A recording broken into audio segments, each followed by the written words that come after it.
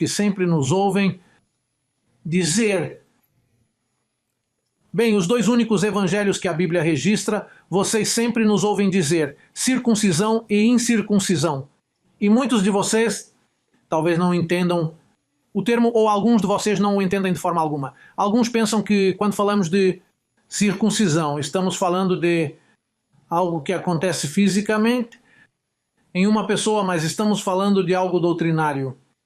O pacto doutrinário da circuncisão e o pacto doutrinário da incircuncisão. Portanto, há uma grande diferença entre esses dois evangelhos. E quando, por exemplo, quando a Bíblia fala da circuncisão, ela fala de um fundamento. Quando fala sobre a incircuncisão, fala de outro fundamento. A circuncisão é um fundamento que já passou há 2000 anos, e é conhecido como um fundamento de obras mortas. E a incircuncisão é conhecida como o caminho vivo.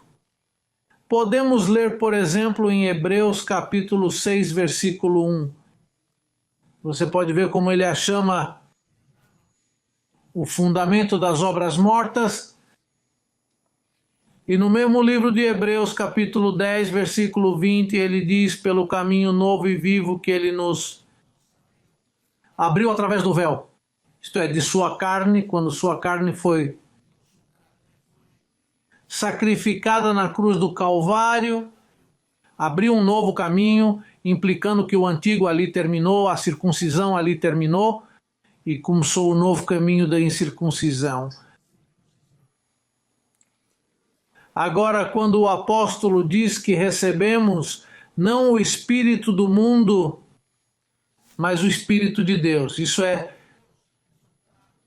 na primeira carta aos Coríntios, capítulo 2, versículo 12, ele diz: e nós não temos recebido o Espírito do mundo, dando a entender que há dois Espíritos, o Espírito do mundo e o Espírito de Deus. E esses espíritos são espíritos de ensino doutrinário, porque ele diz que recebemos o Espírito de Deus para que saibamos o que Deus nos tem concedido. Portanto, não estamos falando de um espírito em um nível místico, mas de um espírito em um nível doutrinário, em um nível de ensino.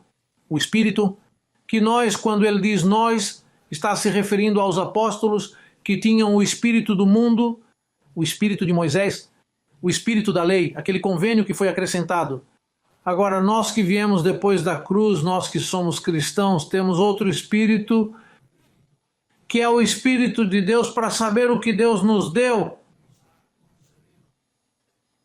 Assim como em Tiago, capítulo 3, versículos 10 e 11, ele diz: de uma mesma boca procedem bênção e maldição. Irmãos meus, isto não deve ser assim. Acaso alguma fonte lança por uma mesma abertura água doce e amarga? E quando se diz, da boca procede bênção e maldição, é isso que não queremos ter em nossa boca, uma maldição. Porque nós temos o Espírito de Deus para saber o que Deus nos deu. Portanto, Tiago, falando dessa forma, ele o comparou a uma fonte que derrama água doce e água amarga. Você não pode derramar ambas. Ou você derrama água doce ou você derrama água amarga. Ou você é abençoado, porque você não pode dizer Deus o abençoe, é uma coisa ou outra. Por exemplo, membros da circuncisão. Pedro diz que o diabo anda como leão que ruge. Esse é Pedro, no apóstolo Pedro da circuncisão. Agora Paulo, que é da incircuncisão, diz que o demônio foi destruído. Paulo vê isso a partir de uma fonte de ensino, o espírito do mundo. O leão anda em derredor, rugindo como leão, buscando a quem possa tragar. Agora Paulo fala de forma diferente. Paulo diz que o demônio foi destruído. O espírito que recebemos de Deus nos ensina que o diabo foi destruído. O espírito do mundo diz que o demônio está solto. São dois fundamentos, dois espíritos.